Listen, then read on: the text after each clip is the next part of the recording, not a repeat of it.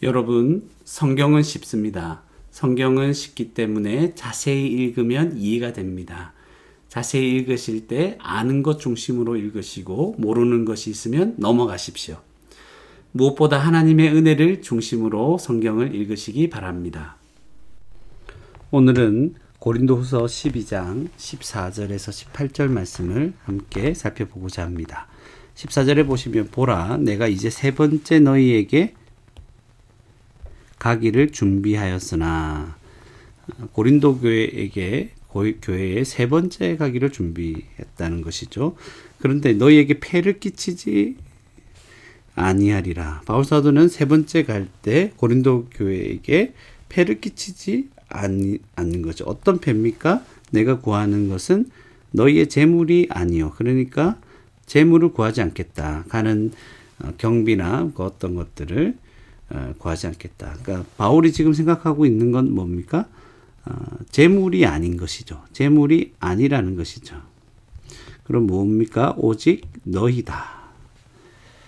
너희다. 바울 사도는 오직 고린도 교회 성도들을 바라고 지금 세 번째 여행을 계획하고 있습니다. 그래서 폐를 끼치지 않고 준비할 때 폐를 끼치지 않는 것이죠. 그래서 바울이 구하는 것은 무엇입니까? 재물이 아니라 오직 너희다. 그래서 어린아이가 부모를 위하여 재물을 저축하는 것이 아니요. 그러니까 어린아이는 고린도 교회를 말하는 것이겠죠. 부모가 어린아이를 위하여 하느니라.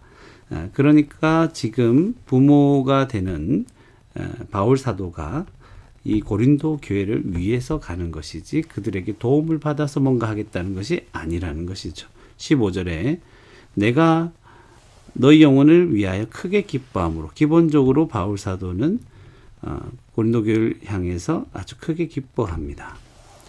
그래서 기쁨으로 뭘 하는 거죠? 재물을 사용하는 것이죠. 그리고 재물뿐만 아니라 내 자신까지도 내어주는 것입니다. 너희를 더욱 사랑할수록 나는 사랑을 덜 받겠느냐. 그러니까 고린도 교회 성도들에게 자신을 사랑해달라고, 사랑하는 것이 마땅하다고 말하는 것이죠. 그래서 세 번째로 바울 사도가 고린도 교회를 위해서 그들의 영혼들을 위해서 크게 기뻐하고 있고, 기뻐함으로 이제 재물을 사용하죠. 재물뿐만 아니라 이 자신까지도 내어주려고 하는 것입니다.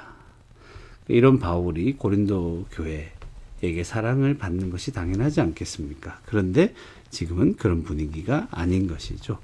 16절에 보니까 하여간 어떤 이의 말이죠. 내가 너희에게, 누군지 모르겠지만 너희에게 짐을 지우지는 아니하였을지라도, 폐를 끼친 적이 없으니까.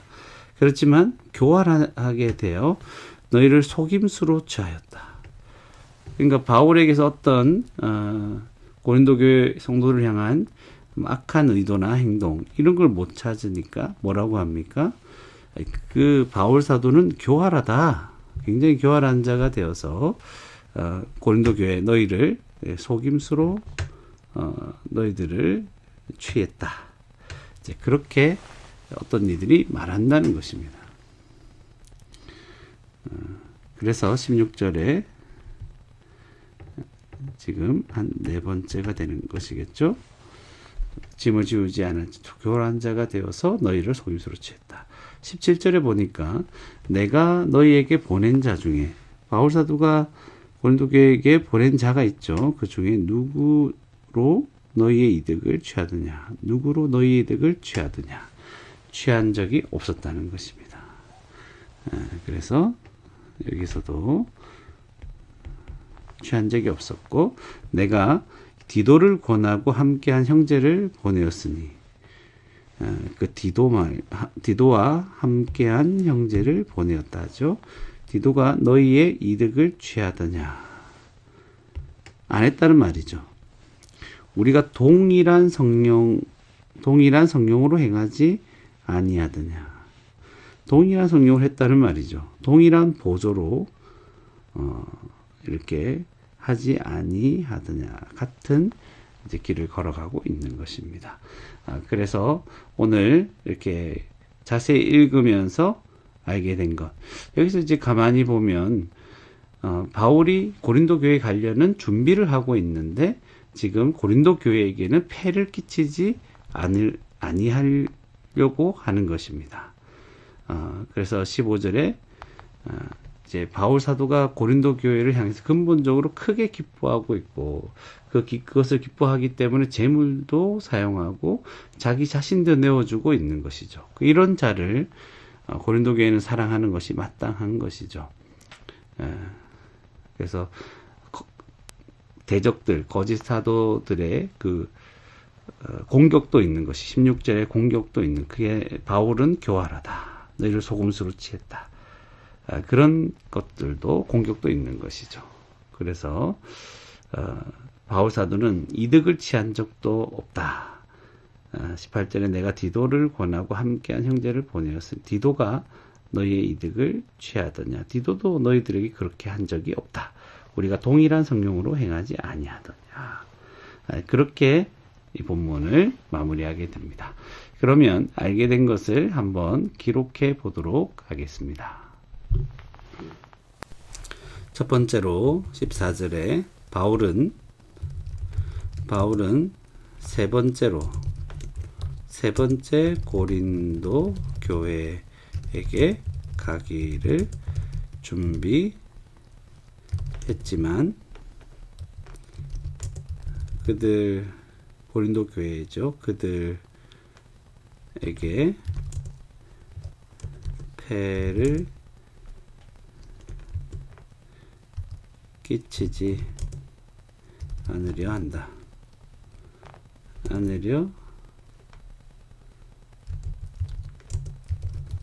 이렇게 기록해 볼 수 있을 것 같습니다. 그리고 바울이 구하는 게 뭐였습니까? 14절 중반에 바울이 구하는 것은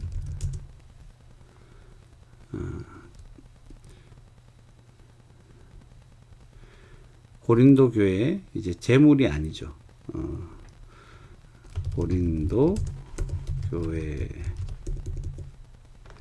교회의 재물이 아니요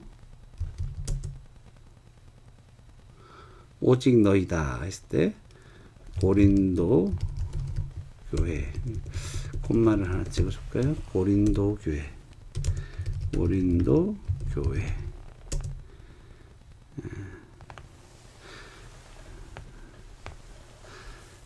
구하는 것이 바로 무엇입니까? 재물이 아니요 고린도 교회 자체다. 성도들이다. 이렇게 한번 정리해 볼 수 있을 것입니다. 또 세 번째로 이제 가면 어떻게 나와 있습니까? 15절에 내가 너희 영혼을 위하여 크게 기뻐함으로 바울은 고린도 교회를 위하여 크게 기뻐하면서 재물과 자기 자신을 내어 준다. 주었다. 이렇게 해도 되겠죠. 그래서 이제 사랑을 받는 것이 마땅하다 얘기를 하는 거죠. 16절에 보니까 하여간 어떤 이의 말이 내가 너희에게 짐을 주지 않을지라도 교활한 자가 되어 바울이 어떤 사람들의 말이죠. 소문이죠. 뭐라고 표현할까요? 어떤 사람의 어떤 이는 바울이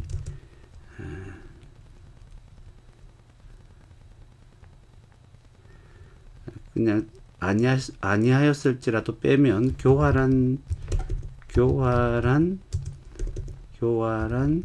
자가 되어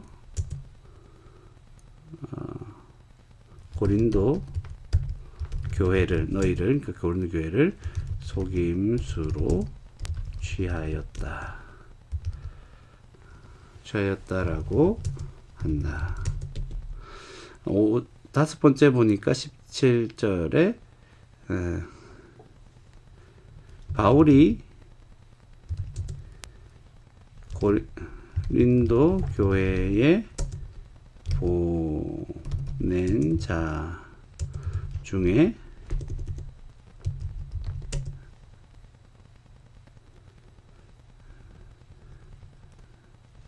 고린도 교회의 이득을 취한 자는 자 중에 누구로 너의 이득을 취하더냐. 나중에 고린도 교회에서 교회의 이득을 취하지 않았다. 취하지 아니하였다. 이렇게만 적어보도록 하겠습니다. 여섯 번째로 바울은 디도를 보내고 함께한 형제를 보내었다. 이렇게도 되고 바울이 보낸 디도도 고린도 교회의 이득을 취하지 아니하였다. 동일한 성령으로 행했다. 성령의 인도하심이 있는 것이죠. 그래서 이것을 바울과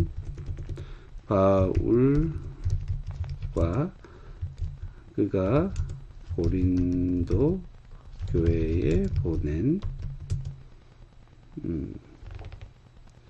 바울과 그가 고린도 교회에 보낸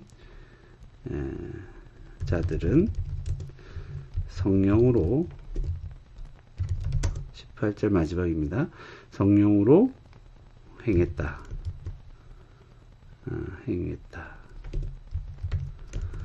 이렇게 기록할 수 있을 것입니다. 이렇게 깨달은 것을 가지고 이제 한 가지만 생각을 해본다면 바울은 어떻게든 고린도 교회에 폐를 끼치지 않으려고 한 것이죠. 항상 바울이 구하고 있었던 것은 고린도 교회 그 자체, 그 성도들만 바라보고 있는 것이죠. 그래서 자기 자신을 내어주고 재물을 소비하는데 고린도 교회를 위해서 크게 기뻐했다는 것을 알게 됩니다. 그런데 이제 어떤 사람들은 바울을 이렇게 공격하는 사람들은 계속 있었겠죠. 그가 이득을 취했다. 속여서 이득을 취했다. 그런데 바울이 보낸 사람들은 이득을 취하지 아니하였죠. 그들은 맨 마지막에 보면 바울이 보낸 자들은 성령으로 행했다. 이것을 이제 보게 되는 것입니다. 바울 사도는 어떻게든 고린도 교회를 세우기 위해서 그들 한 사람 한 사람을 그 교회 전체로 온전히 세우기 위해서 애를 쓰고 무슨 일이든 했다는 것입니다. 기뻐하는 마음으로 그들이 복음 안에서 교회가 잘 서기만 한다면, 흔들리지 않고 서기만 한다면 재물도 기쁘게 드리고 자기 자신 전체를 기쁘게 드리는 그런 삶을 살았다는 것입니다. 그리고 바울이 보낸 자들도 역시 그러했고 그들 모두가 성령으로 행하며 이 사역들을 감당했다는 것입니다. 이 모든 사역들은 다 성령으로 말미암아 일어나는 사역이구나 하는 것도 이제 알게 되는 것입니다. 그래서 우리가 바라는 것, 우리가 구하는 것은 무엇을 구합니까? 바로 교회 성도들 한 사람 한 사람, 주님이 우리에게 맡겨주신 한 사람 한 사람, 그들을 위해서 그들이 교회가 되게 하고 교회로 온전히 성경적인 교회로 세워지게 하도록 하기 위해서는 우리 자신을 다 내어주어도 기쁘고 재물과 자기 자신을 다 내어줘도 기쁘다는 것입니다. 이런 은혜 가운데 살아갈 수 있는 복된 저와 여러분이 되기를 바랍니다.